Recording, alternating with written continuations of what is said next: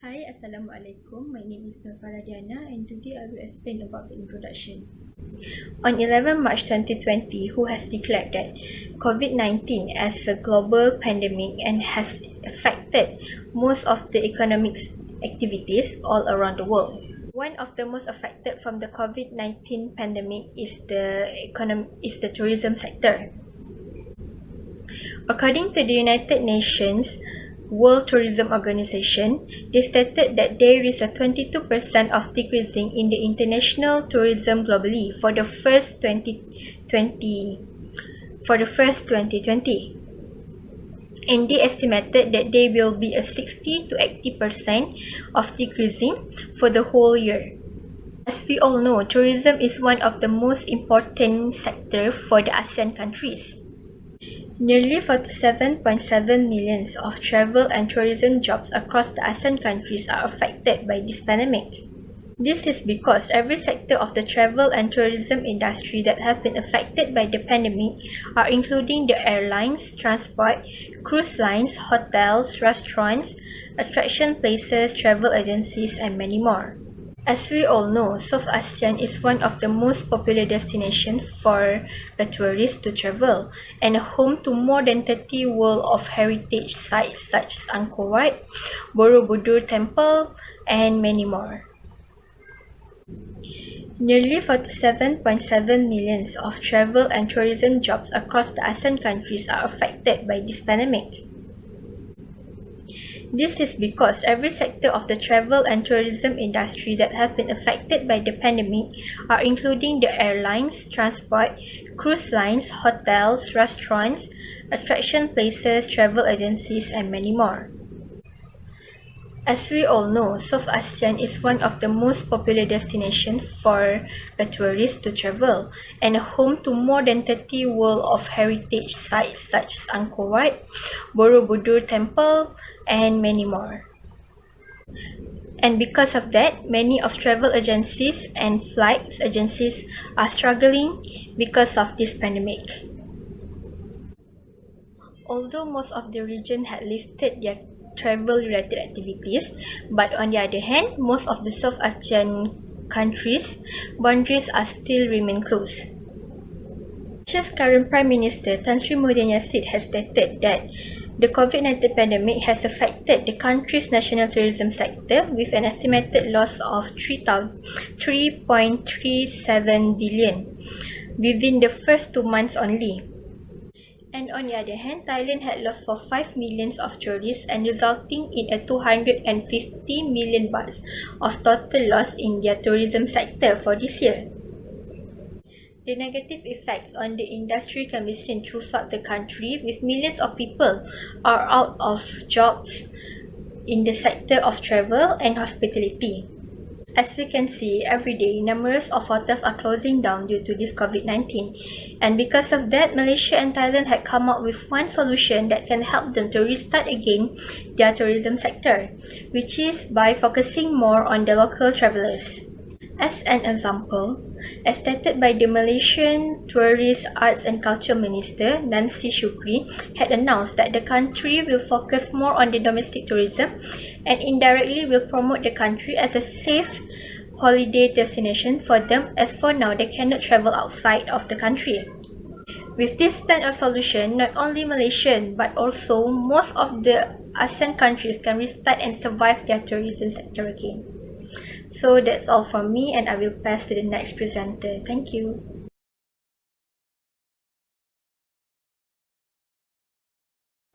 The International Air Transport Association (IATA) show that airlines globally are expected to lose $84.3 billion in 2020. According to United Nations World Tourism Organization, the massive drop in international travel demand in January until June 2020 that come out with a loss of 440 million international arrival and about US $460 million in export revenue from international tourism. COVID-19 declined the international tourist number. In Thailand, the number of tourists decreased by 70% since the beginning of the year, and it's really give big impact to Thailand because their economic depend on tourism industry. The Tourism Authority of Thailand (TAT) stated that they will experience large drop in the number of tourists for this incoming year 2021. The increasing case of COVID-19 in the world has led to the cancellation of many tours, and the planning of government in Malaysia to enhance more tourists come in visit Malaysia 2020 campaign cannot be held. Three major airlines in Malaysia asked government to step in to provide support to the airlines industry. Foreign airlines only allowed them one flight per week, and the flight cannot be more than 75% full. The other Southeast Asia country get impact from it is Singapore. Singapore tourism spending fall 39% in the first quarter, and harsh impact is expected occur in the second quarter. Based on the analysis, at the end of June, there is only 880 visitors arrived in May. The figure represents almost 100 drop from the 1.6 million tourists that come in the same month last year. So I will pass to the next presenter to explain more the impact of COVID-19 to the tourism industry in Southeast Asia. Thank you. Okay, Assalamualaikum. I am Laila Carmila, and I will be presenting about another point for question 1. So my point is COVID-19 gave an effect to economic downturn and trade in the tourism sector in most of ASEAN countries. So firstly, we need to know what is trade. So trade is about people exchanging goods and services, where basically they cannot produce the goods by themselves. And economic downturn means the slowdown in economic activity in certain period. For example, in Asian financial crisis 1998. So, okay, regarding to the case, because of COVID-19, many countries decided to impose restriction on international borders and lead to absence of foreign tourists and also foreign contributions. So, in addition, trade business is also highly dependent on international arrivals. So next, we can see a situation currently happens in Malaysia, where two industries in tourism sector, which are aviation industry and hotel industries,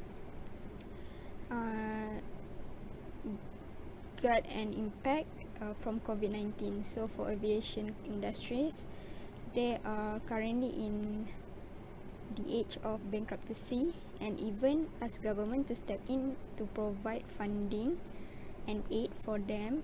Therefore, for example, Malaysia Airlines asked their staff to take voluntary unpaid leave, since the business can operate regularly and needed to deal with the financial crisis. Okay then, for the hotel industry, lockdown and travel restriction make it harder for them to survive, and now the hotel industry needs to increase their cleaning and operating costs, because they need to sanitize all the room, which incurred more costs. However, they still didn't get enough customers to cover the cost. So for example, as said by the Chief Executive Officer of the Malaysian Hotel Association, in the first stage, the hotel industry received a sudden cancellation of room bookings, and he estimate loss of revenue of the hotel industry following the MCO amounted to 500 million, more than 500 million, and due to that, more than 2,000 hotel workers have been laid off due to COVID-19. So next, we can see the differences between Malaysia and other Asian countries, where obviously there is no big differences, because we all through the same situation. But we can see from our neighbor Indonesia, where their GDP shrank into 3.5% in the third quarter, but later shows an improvement that leads to recovery to their economy. And because of that, because of COVID-19 also, workers in tourism sector have been laid off, and the workers getting lower income than they were supposed to have due to the decline in the business activity in tourism sector. So consequently, I will explain about Thailand, which famously known as favorite tourism spot in Southeast Asia, which also faced the same problem during COVID-19 outbreak, where they were most severely affected by it, as their tourism sector is 1/5 of their GDP. Just like any other Asian countries, due to business shutdown, it leads to slow the progression of their economy as well. It leads to 3% of tourism companies had been shut down and 7% temporarily closed. That causes to more than 400,000 workers lost their jobs in the third quarter of the year. So this happens because lack of foreign customer and insufficient cash flow in Thailand, and due to travel ban restriction and shutting down the border gives bad effect to international trade between Thailand and other countries. So for instance, the main export and import partners for Thailand are the United States and China. But however, the US-China trade war in 2019 indirectly gives influence to Thailand's economic market, as well as the slowdown of economic development in China due to COVID-19. I think that's all from me. Thank you.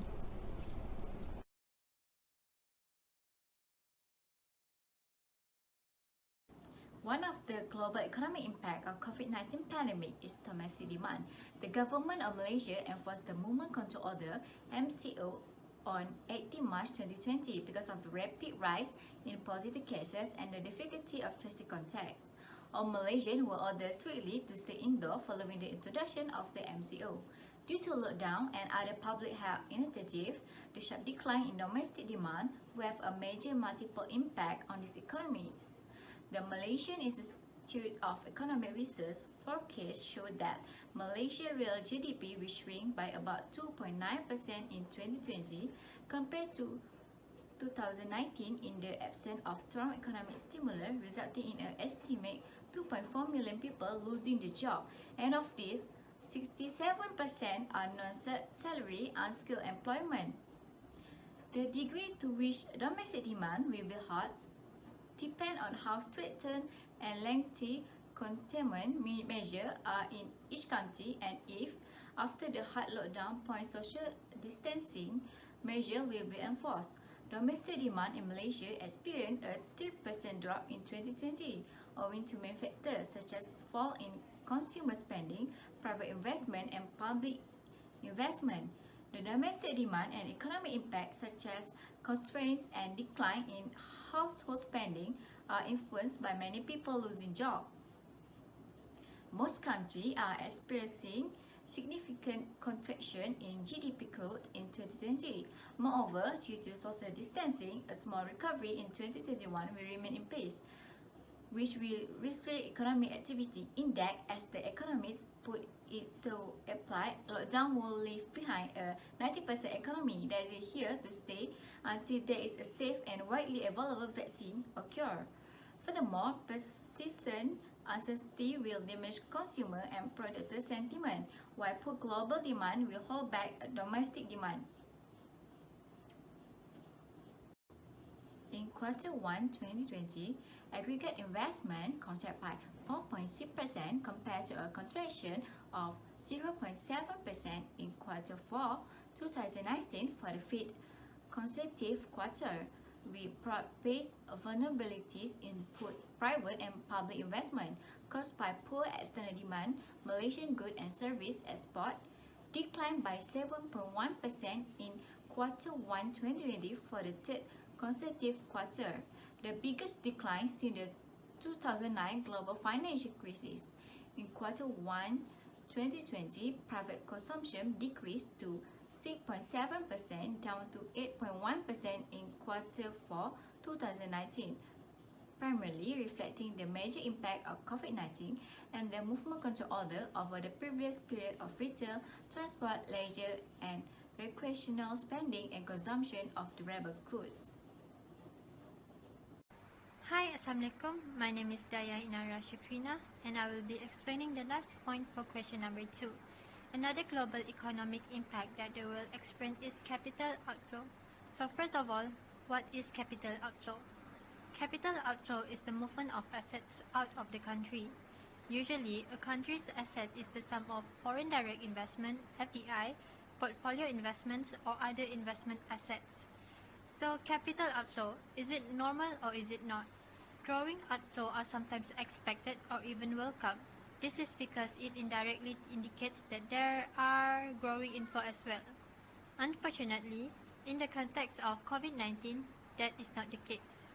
Based on the case study, there has been estimated outflow of $100.07 billion from emerging countries from January till April. For emerging countries, capital outflow may lead to liquidity problem. This is why the pandemic can be their biggest economic crisis. The countries are suffering from tremendous amount of capital outflow due to the sudden stop shock. When there is a sudden stop, it will be followed by a sharp decrease in output and depreciations of exchange rate. If there is a fall in currency, it tends to lead to inflation as well. The things that we import will become more expensive, and there is a likely to cause push inflations. Furthermore, when there is a fall in currency for a nation during this pandemic, it adds more uncertainty to the economy that is already concerning. Then the nation might lose their investors as well. Lastly, another reason why the pandemic caused growth in capital outflow is because the government needs to take practical measures in dealing with the virus. This is an issue for emerging and developing markets when their saving is already low and they have to make an additional spending needed for COVID-19, such as healthcare spending alongside with their debt obligations. That is all from me. Thank you. Assalamualaikum warahmatullahi wabarakatuh. My name is Nur Najmi Midizari, and today I'll be explaining to you the answer for question number 2. So, another impact of global pandemic is the collapse in oil prices. The COVID-19 pandemic can be described as the first and foremost unexpected human tragedy when it was all started in November 2019, where it is continuously getting worse, where it leaves a huge global impact. The effects of COVID-19 are hitting ASEAN economies poorly, and the other risk factors such as economic growth are slowing down, and it is already rising highly. Furthermore, this COVID-19 pandemic is not only disrupting the travel and the tourism, the labor supply and the supply chains, whereas the oil prices also collapsed to the most historic lows, affecting the big Middle East producers such as Russia, the United States, and some of the Southeast Asian countries. People urged by the government to stay at home. Most of them are required to work from home, and most businesses are temporarily closed due to this pandemic that has been spread widely. It causes low for demand as well. As a result, the oil prices fell to around $20 per barrel.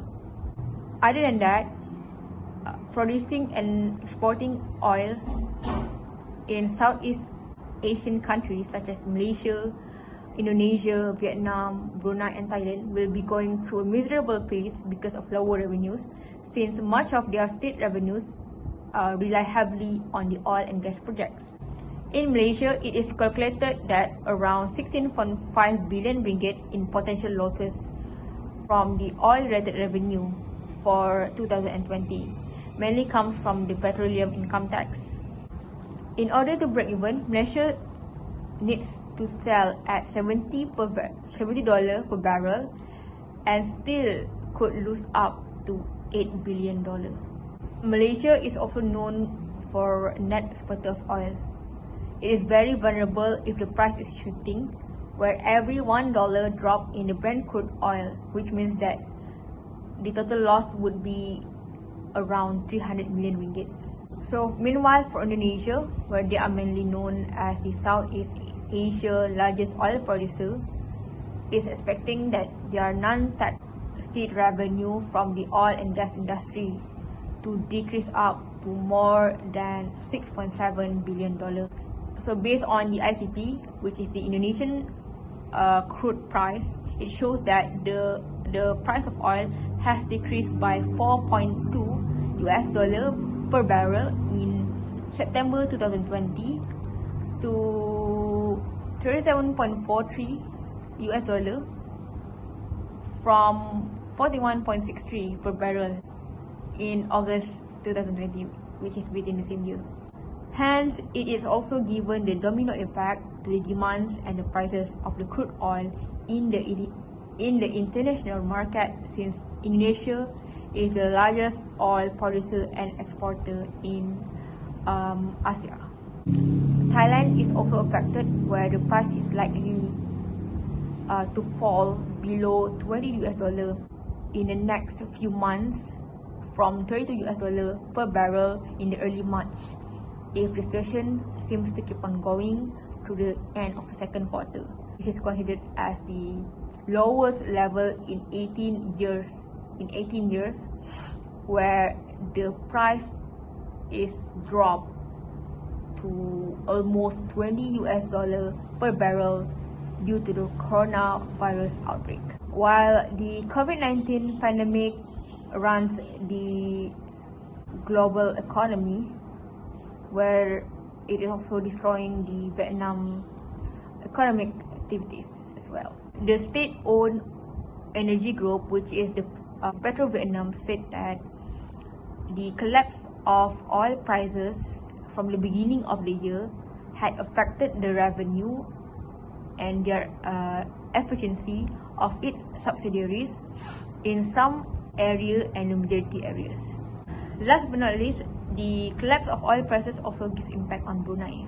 The COVID-19 pandemic and the drop in the global price around $20 per barrel also leaves a greater impact to the nation as well. Meanwhile, during this pandemic, they also face an oversupply issue, as global demand started to disappear due to the lockdown, and some of factories are temporarily shutting down, where it affects the demand of the crude oil, where in this case nobody wants to pay for it.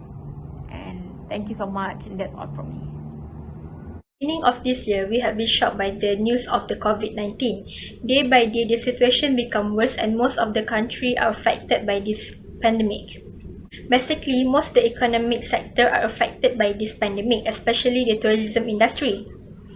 There are a few impacts of COVID-19 pandemic to the tourism industry in the ASEAN countries, which are fall off on the international tourism number, and the suspension and slow resumption of tourism affect economic trade. As we all know, not only the ASEAN countries are affected by this pandemic, but the global economy is also affected by this pandemic. Examples of the global economic impact of the pandemic are domestic demand, collapse in oil prices, and increase the capital outflows. As the tourism industry is one of the most important economic sources, most of the countries are trying so hard in order to find a perfect solution in order to help them to restart again their tourism sector.